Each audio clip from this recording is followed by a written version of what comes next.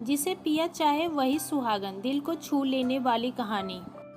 सबेरा बेचारी दुबली पतली सी सांवली सी लड़की। सब कहते थे कि उसके सीने में शायद दिल नहीं था, क्योंकि अगर दिल होता तो वो जरूर खूबसूरत मर्दों को देखकर धड़कता। सबेरा बहुत काली थी, ऊपर से इतनी पतली कमर। उसकी अम्मी उसे खिला खिला कर परेशान थी, लेकिन मजाल है कि सबेरा की बदन में कुछ भी लग जाए, उसके बदन में मांस चढ़ने का नाम ही नहीं लेता था। रंग रूप अल्लाह ने ऐसा दिया था कि लोग तौबा करते थे। लोग उसके माँ बाप पर तरस खाया करते थे कि न जाने किस जन्म की सजा भुगत रहे हैं बेचारे। यहाँ अच्छी भली दहेज वाली हसीना को कोई नहीं पूछता, लोग मुंह मांगा दहेज मांगकर ब्याहते हैं।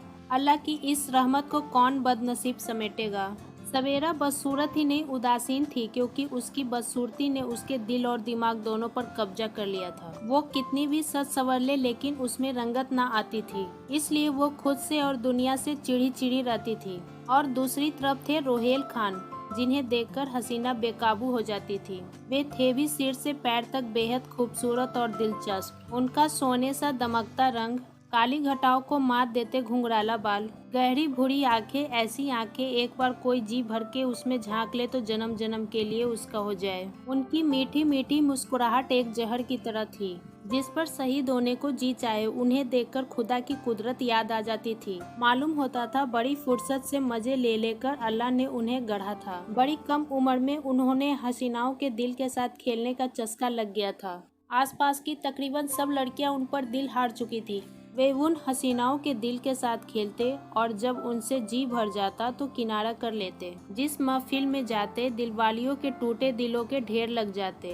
शोहर अपनी बीबियां समेटने में लग जाते और बीबियों के साथ महफिल से बाहर निकल जाते। कुंवारी लड़कियों की माएँ फौरन उन पर मेहरबान हो जाती। जब वकालत कर रहे थे तभी निकाह के पैगाम आने लगे थे, इसलिए वकालत के बाद में बिलायत चले गए, क्योंकि उनके अब्बा हुजूर के पास बेशुमार दौलत थी। ठहरे अकेली औलाद तो सब उन्हीं का था। जब बिलायत से लौटे तो महबूबाओं की तादाद इस तेजी से बढ़ी कि संभालना मुश्किल हो गया। आए लोग उनकी मेहमान नवाजी करने लगे। दे दावतों पे दावतें होने लगी। एक से एक तीखी सलोनी हसीनाएं अपनी अदाओं से उनका दिल जीतने पर तुल पड़ी। जैसे कपड़े की दुकान वाला अगर 50-60 थान खोलकर आपके सामने फैला दे तो चुनाव करना जरा मुश्किल हो जाता है। यही हाल बेचारे मिस्टर रोहेल खान का हुआ। कभी एक पसंद आई, कभी दूसरी, और कभी एक साथ कई कई पसंद आ जाती, और फिर सब जल्द ही दिल से भी उतर जाती। कोई उनके मुकाबले थी भी तो कहाँ। वे हसीनाएं भी जानती थी कि उनके पहुंच से बाहर है, मगर दिल से मजबूर थी।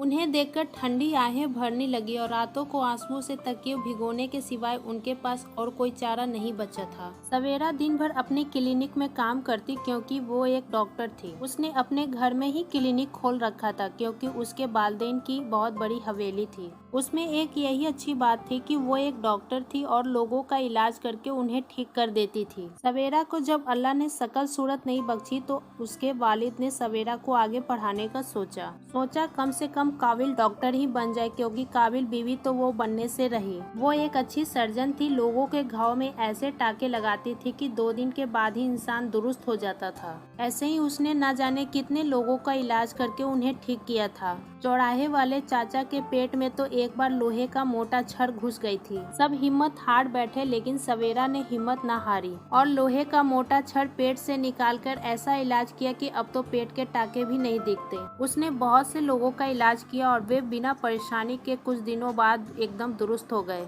विलायत से लौटने के बाद अब रोहेल खान की अय्यासियां जोरों पर चल रही थी, इसलिए शराब और कबाब ने अपना असर दिखाना शुरू कर दिया और उसका वजन बढ़ने लगा। अल्लाह की करम से उनके बदन का मांस भी बेशरम होकर बढ़ने लगा था। मोटापा बढ़ने लगा था, तोन निकलने लगी थी, लेकिन वे तब भी अपने पर कोई रहम नहीं खा रहा था। एक रात उन्होंने इतना ठूंस लिया कि उसे उल्टी दस्त होने लगा। उनका हाल बेहाल हो गया तो उनके वालिदैन को कुछ नहीं सूझा, फौरन मोटर में डालकर सवेरा के घर ले गए। सवेरा किसी भी वक्त लोगों का इलाज कर दिया करती थी। उसे वक्त की कोई पाबंदी नहीं थी, बस उसके लिए उसका मरीज खुदा होता था, इसलिए वो मन लगाकर उसका इलाज करती। इसलिए उसने उस रात रोहेल खान का भी इलाज कर दिया। कुछ दवाओं और इंजेक्शन के बाद रोहेल खान की तबीयत में कुछ इजाफा हुआ।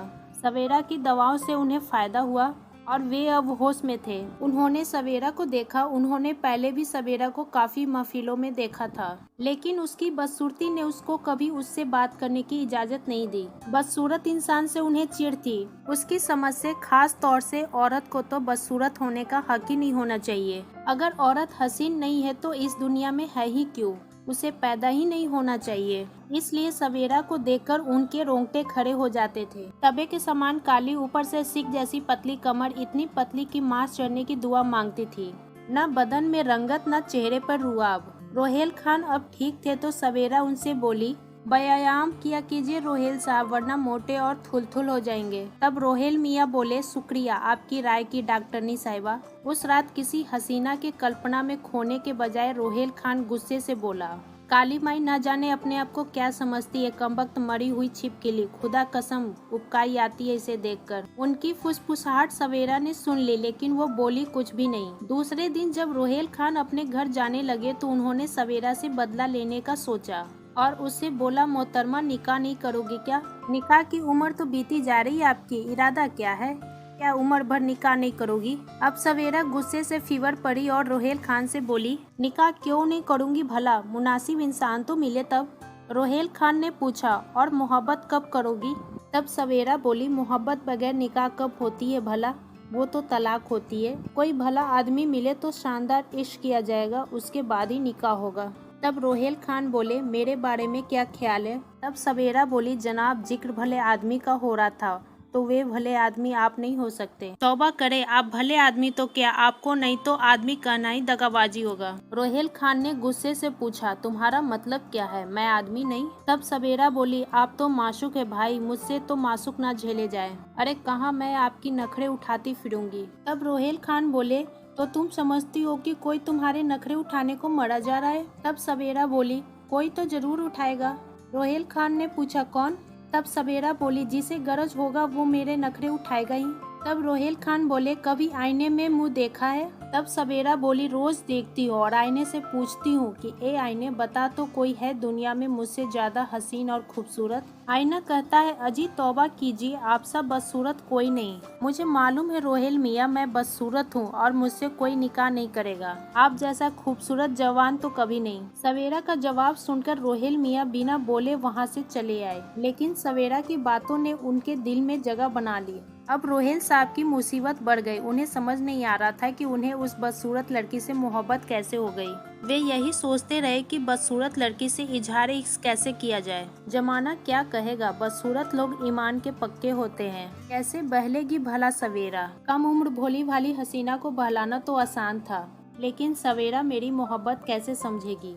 अब रोहेल साहब का इश्क जिस्मानी नहीं रूहानी हो गया था। हिम्मत करके रोहेल मियाँ ने सवेरा के घर निकाह का पैगाम भेजवा दिया, लेकिन सवेरा ने ये कहकर मना कर दिया कि ना बाबा, मैं कहाँ जलेबियों की थाल पर से सारी उम्र मक्खियाँ उड़ाती फिरूंगी। रोहेल साहब ठहरे माशूक। उनमें किसी का सोहर और बच्चों का बाप बनने की क्षमता ही नहीं है। मुझ जैसी बदसूरत औरत को ऐसा छबीला सोहर कैसे हजम होगा? ना भाई, मैं क्या करूँगी ऐसे हसीन दूल्हे का? मुझे उन्हें किराए पर चलाना है क्या? उसकी बात रोहेल साहब ने सुनी तो विस्फोट हो गया और वो बोले, कमबख्त का दिल तो सूरत से भी काला है। रोहेल साहब ने अब सवेरा का जिक्र करना छोड़ दिया था, लेकिन दिल को कैसे समझाते। फिर एक दिन रोहेल साहब किसी पार्टी में गए और वहाँ किसी अनवर से बदजुबानी कर बैठे। इसी बात पर हाथापाई हो गई और अनवर साहब भड़क गए और अपनी पिस्तौल निकालकर उन्होंने रोहेल साहब की पेट में गोली दाग दी। वहाँ मौजूद लोग फौरन रोहेल साहब को मोटर में लेकर सवेरा के घर भागे। सवेरा फौरन ही रोहेल साहब की इलाज में जुट गई और काफ़ी मशक्कत के बाद गोली निकालने में कामयाब रही। टाँके लगने के बाद रोगी के होश में आने का इंतजार होने लगा। कुछ देर बाद रोगी को होश आया और उसके अम्मी अब्बू ने सवेरा का शुक्रिया अदा किया। कुछ दिनों बाद रोहेल मियाँ की हालत में सुधार हुआ और उनके बयान के मुताबिक अनवर को पकड़ लिया गया। 1 महीने बाद रोहेल साहब की क्लिनिक से छुट्टी हुई तो उन्होंने सवेरा से कहा, मैं जाऊं? सवेरा बोली, जी अपना ख्याल रखिएगा, अभी आपकी सेहत पूरी तरह से ठीक नहीं है। रोहेल साहब बोले, तो फिर आप मेरे साथ चलिए मेरा ख्याल रखने के लिए। सवेरा ने पूछा, लेकिन मैं ही क्यों? और भी तो हसीनाएं हैं दुनिया में। तब रोहेल साहब बोले, क्योंकि जिसे पिया चाहे वही सुहागन। रोहेल साहब की बात सुनकर सवेरा शर्मा गई और बोली, सेहरा बांध कर आएंगे तभी आपके साथ चलूंगी। सवेरा की बात सुनकर रुहेल साहब मुस्कुरा दिए। दोस्तों, क्या कहना है आपको इस कहानी के बारे में? कमेंट करके ज़रूर बताएं। वीडियो को लाइक करें और इसी तरह की रोचक कहानी लगातार देखने और सुनने के लिए हमारे चैनल को सब्सक्राइब करें। घंटी को दबा के ऑल पर सेट कर लीजिए ताकि आने वाले वीडियो का नोटिफिकेशन आपके पास तुरंत पहुंचे। मिलती हूँ आपसे अगली वीडियो में, तब तक के लिए धन्यवाद।